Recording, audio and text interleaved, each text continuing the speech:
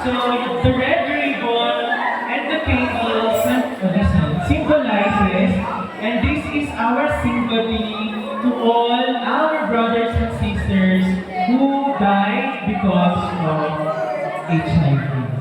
Okay? A moment of silence, please, for a prayer.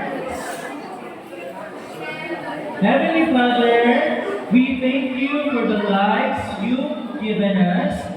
We thank you for all the blessings. We thank you for all the love. And we thank you for the presence of each and every one today. Lord, we offer these prayers, this candle lighting to all our brothers and sisters who departed because of HIV. And Lord, we ask you to continue blessing this community, to continue guiding these students, and continue to bless and bestow them knowledge as they pursue the path they decided to pursue.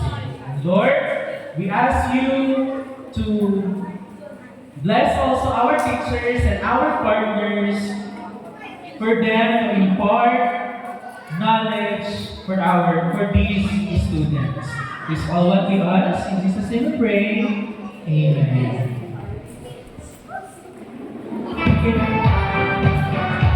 Pwede natin ilagay yung mga candles. Sundin natin yung line, ha?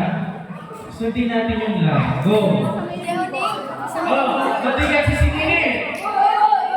Isa-isa lang. Isa-isa lang.